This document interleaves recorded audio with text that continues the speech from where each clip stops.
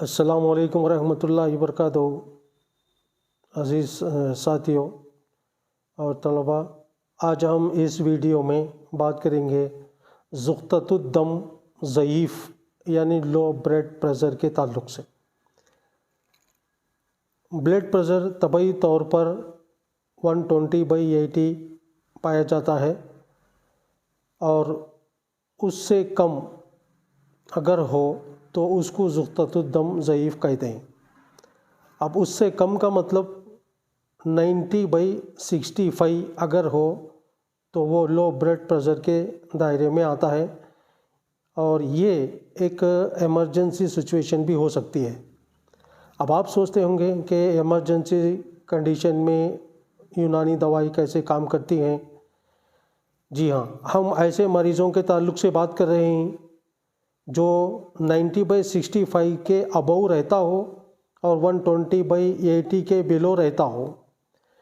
अक्सर मरीज़ों को देखा गया है कि 110/75 और 100/75, 95/70 इस तरह का ब्लड प्रेशर पाया जाता है।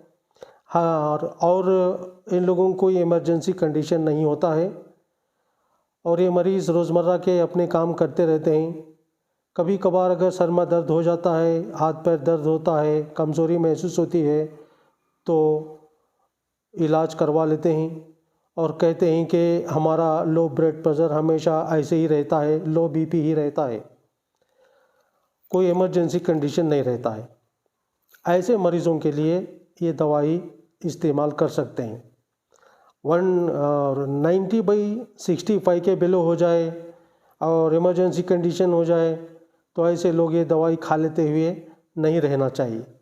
चलिए देखते हैं कि इसके असबाब क्या हो सकते हैं और इसके अलामात क्या हो सकते हैं।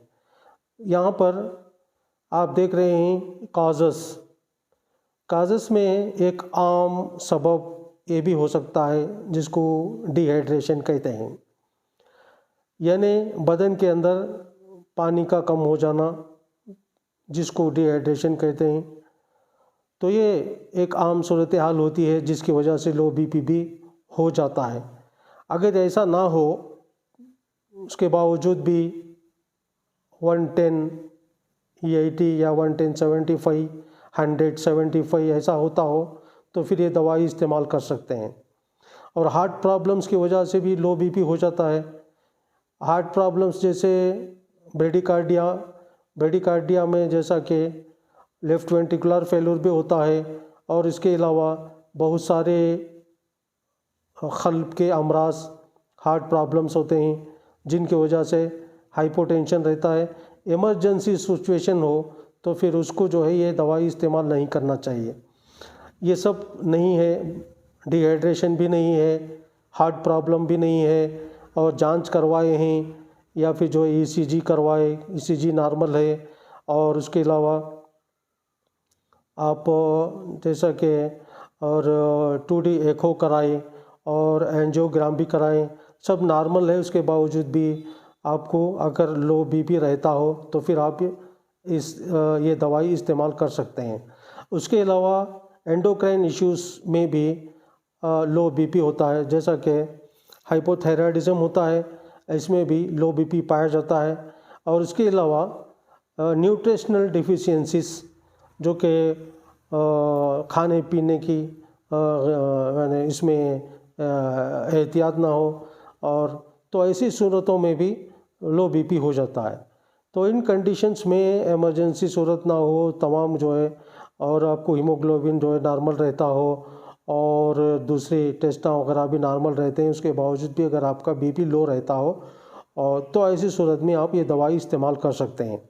अब सिम्टम्स क्या पाए जाते हैं? देखिए, इसमें एक डिज़ीनेस पाया जाता है, कमज़ोरी होती है, आदमी को सुस्ती लायक होती है और फेंटिंग होता है और ब्लड विजन रहता है, आँखों के सामने धुरधुरापन पाया जाता है और फेटिग होता है, कमज़ोरी पाई जाती है और उसके अलावा डिफ़िकल्टी इन कंसंट्रेटिंग, आदमी को किसी भी चीज़ पर कंसंट्रेट करने दिक्कत होती है। इन असबाब के साथ और इमरजेंसी सूरत ना हो तो फिर ऐसी सूरत में ये दवाई आपके लिए है, इस्तेमाल कर सकते हैं। چلیے یہاں پر دیکھیے کچھ دوائیں ان اسباب کا لحاظ رکھتے ہوئے تجویز کی گئی ہیں. یہ دوائیں استعمال کرنے سے انشاءاللہ آپ کی جو کمزوری وغیرہ ہے وہ سب ہاتھ پیروں میں کمزوری عام جسمانی کمزوری یہ سب انشاءاللہ دور ہو جائیں گے. یہاں پہ بہت ہی عمدہ ایک نسخہ ہے، اس کو استعمال کیجئے. خرس فضہ 1 گولی اور دواء المسک معتدل جواہر والی 10 gram to be taken on empty stomach in the morning. صبح میں آپ نہار پیٹ کھانا کا ناشتہ کیے بغیر یہ 2 دوائی استعمال کرنا ہے. اور اس کے بعد تیسری دوا ہے خرس جواہر مہرہ، بہت بہترین دوا ہے تمام قلب کے امراض اور خون کے رگوں کے امراض کے لیے. اور یہ 1 گولی استعمال کرنا ہے. اور خمیر گاؤ زبان عنبری جواہر والا 10 گرام، یہ دوائی شام کے وقت 5 بجے استعمال کرنا چاہیے پانی کے ساتھ، اس لیے کہ یہ ایک ایسا وقت ہوتا ہے جو دوپہر کا کھانا کھائے ہوئے 3 گھنٹے 4 گھنٹے ہو جاتے ہیں. تو ایسے میں معدہ غذا سے پر نہیں ہوتا ہے، بھرا ہوا نہیں ہوتا ہے، تو دوائی کا اثر اچھا ہوتا ہے. تو اس کے بعد عطری پھل ملین، اور رات کا وقت عطری پھل ملین جو ہے رات کے وقت سوتے وقت استعمال کرنا چاہیے پانی کے ساتھ. تو یہ کچھ 5 دوائیں ہیں یہاں پر، صبح میں ناشتے سے پہلے کھانے کے، اور اس کے بعد شام میں 5 بجے کھانے کے ہے، اور پھر رات میں سوتے وقت کھانے کی ایک دوائی ہے.